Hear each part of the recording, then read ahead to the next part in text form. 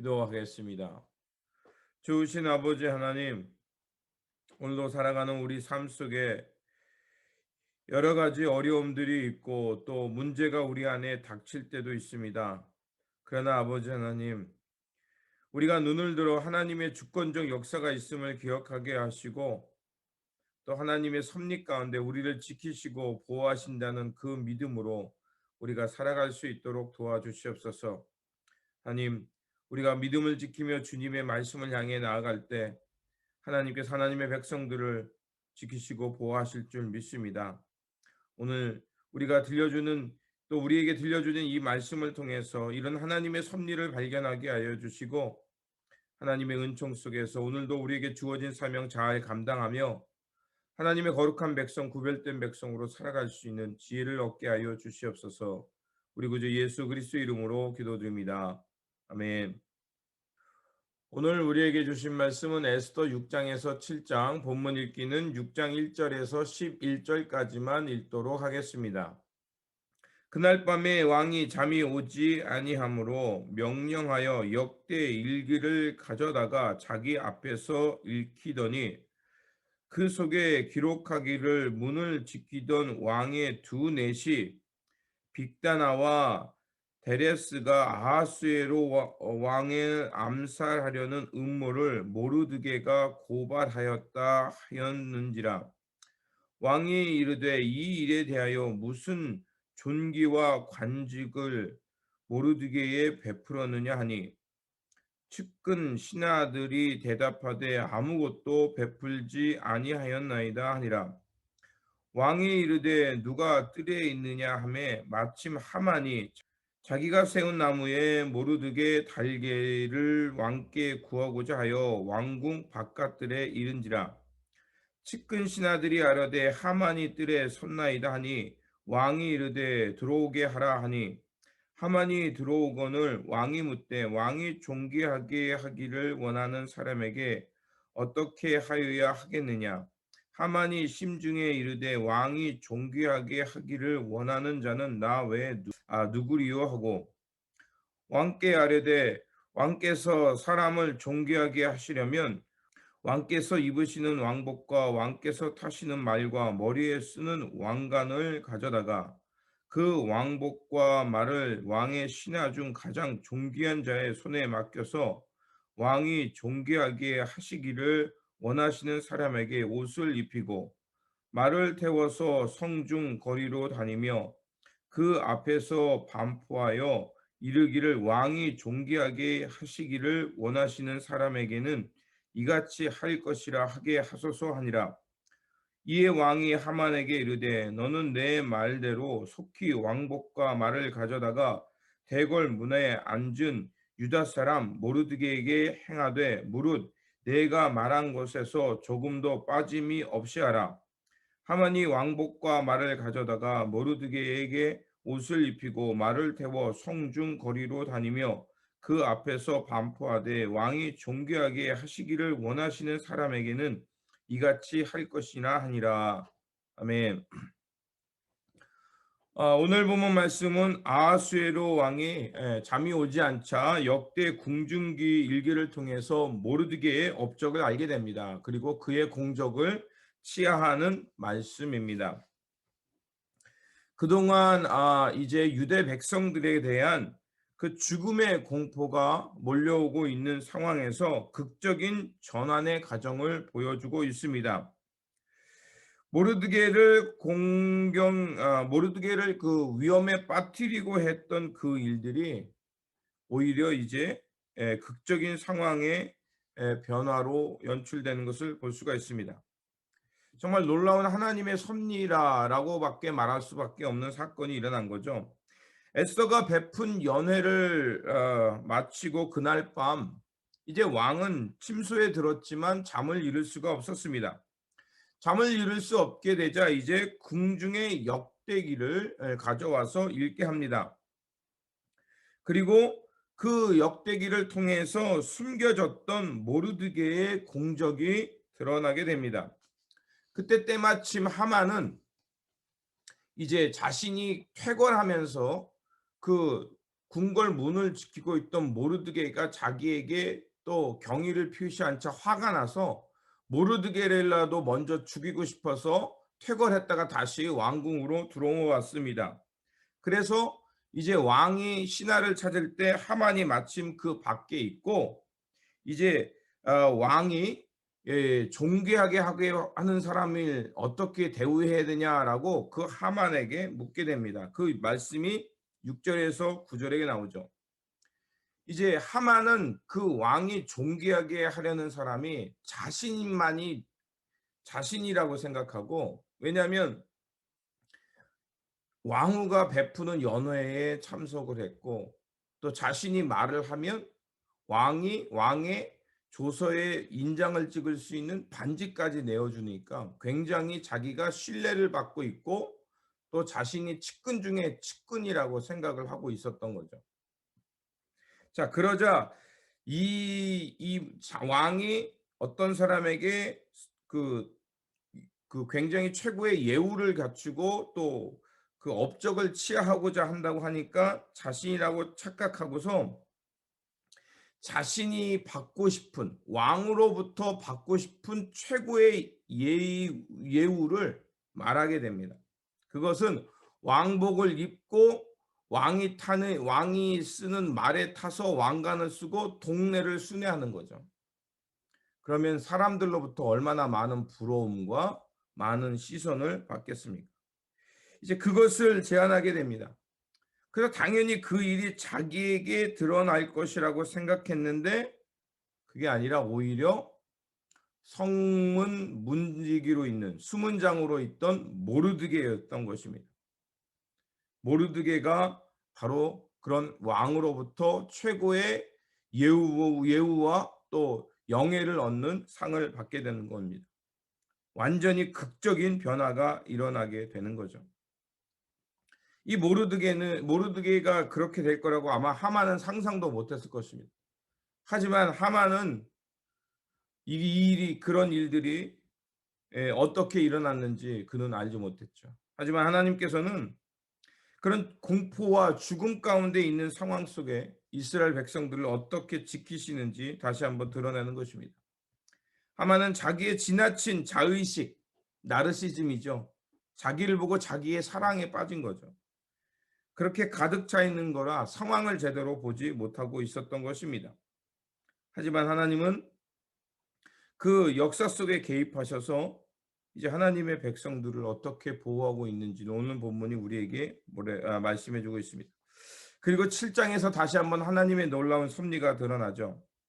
그리고 이제 에스더 왕후가 두 번째 잔치를 배설합니다.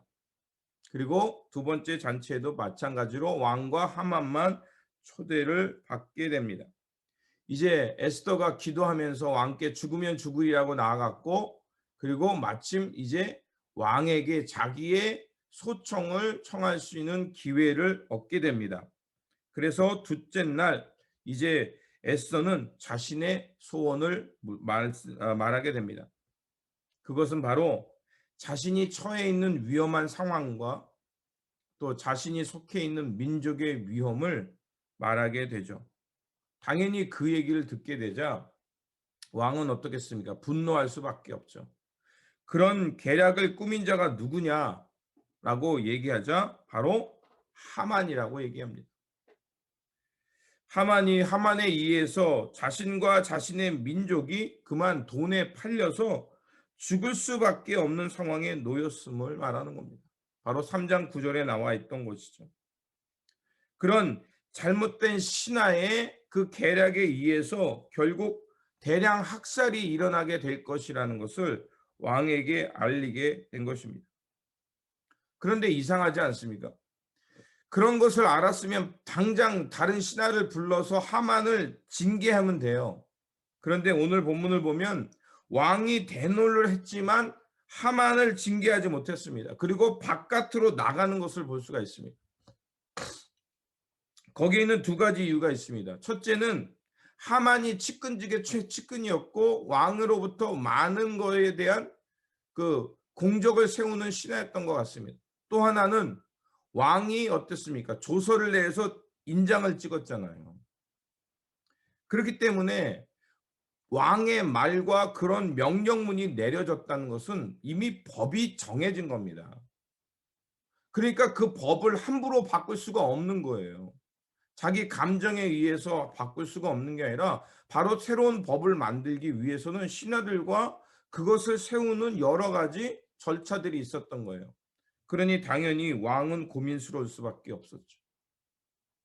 분노하지만 또 신하의 잘못된 계략에 의해서 백성들이 자기들이 나라에 있는 백성들과 왕후가 죽을 수밖에 없는 상황에 놓였지만 그것을 돌릴 수 없는 쉽지 않은 일들이 벌어진 겁니다.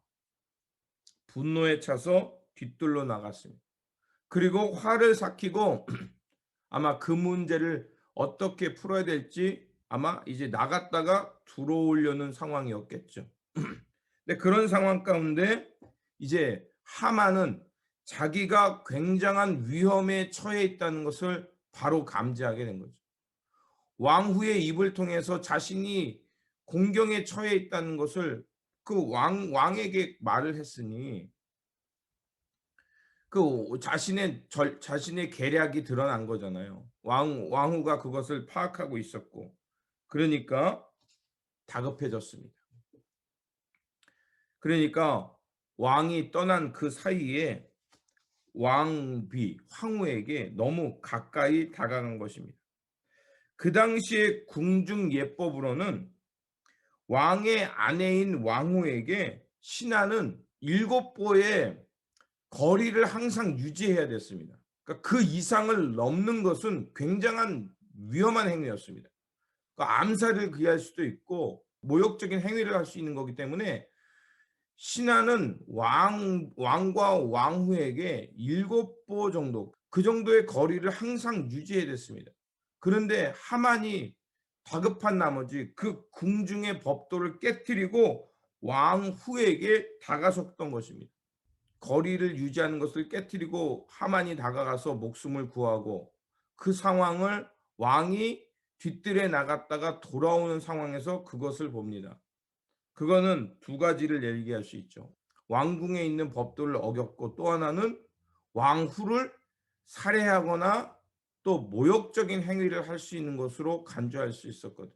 그것은 바로 왕궁에 관련된 일이기 때문에 그 당사자는 직결 심판에 넘길 수 있는 상황에 이르게 된 것입니다. 그렇게 되자 상황은 역전이 됩니다. 그리고 7장에서 나와 있듯이 모르드게를 매달으려고 했던 그 장대에 하만이 매달려 죽게 됩니다. 왜냐하면 궁중에 있는 법도를 어겼고요.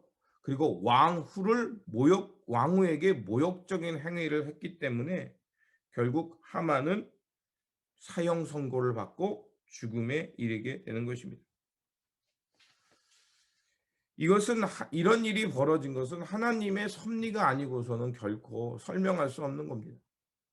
그리고 이런 에스더의 이런 사건을 통해서 말하는 것은 결국 하나님께서 그 이방 땅에 있는 하나님의 백성들을 어떻게 보호하시고 지켰는지를 말씀해 주는 거죠.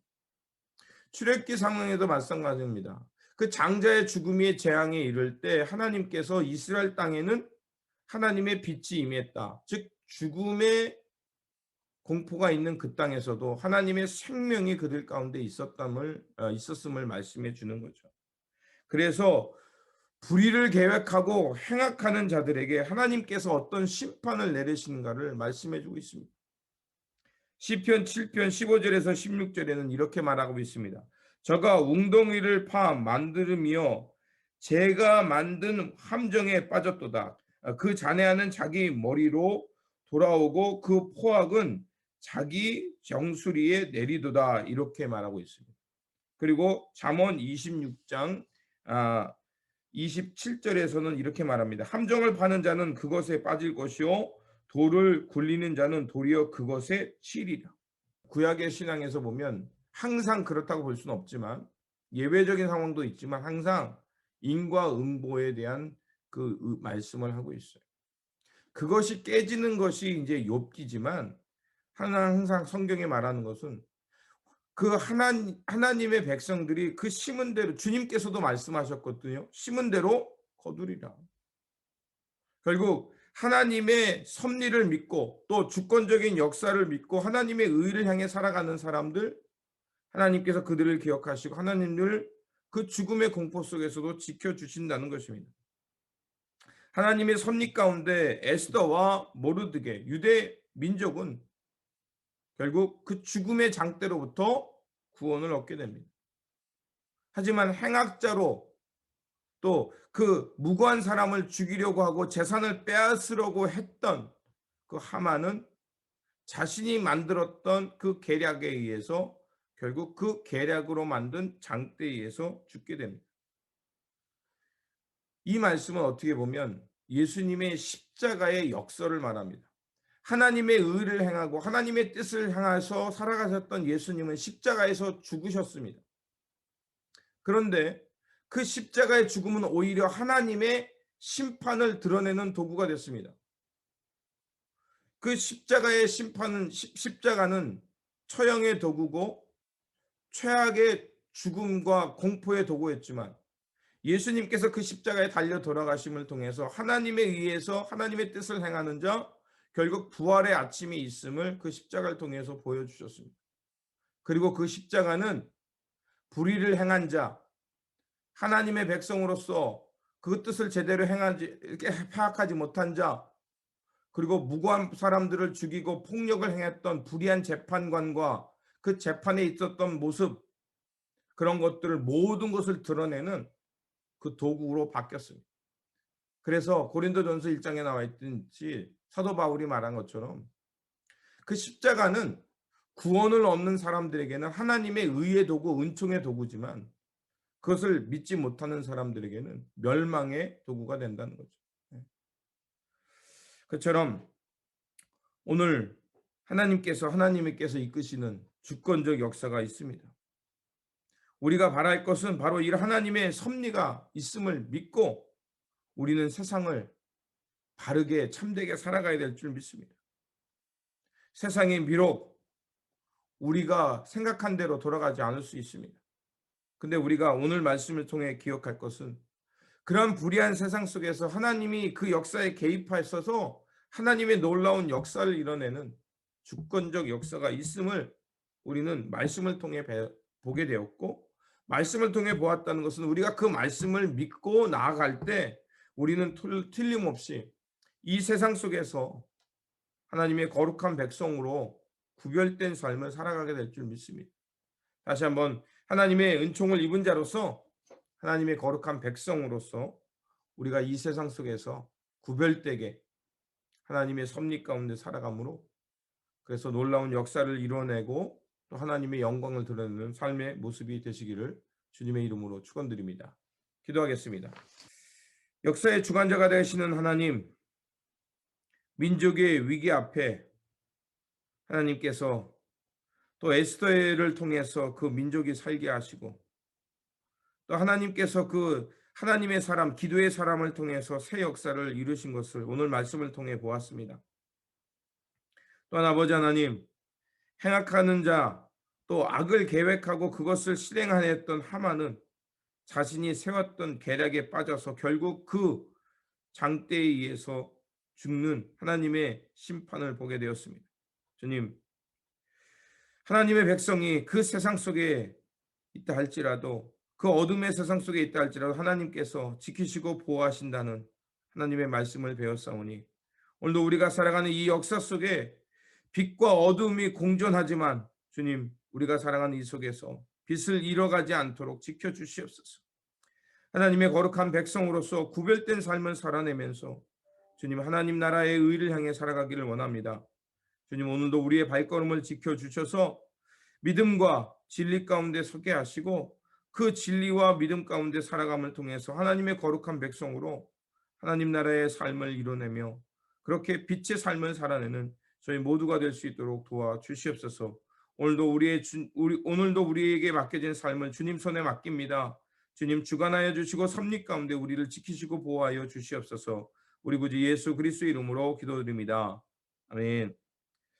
오늘 우리에게 주신 말씀 붙들고 살아가는 한 날이 되시길 바라며 다시 한번 주님의 섭리와 또 주권적 역사가 있음을 믿고 오늘도 하나님의 거룩한 백성 구별된 삶으로 살아가시기를 바랍니다. 주님의 평안이 함께 하시기 바랍니다.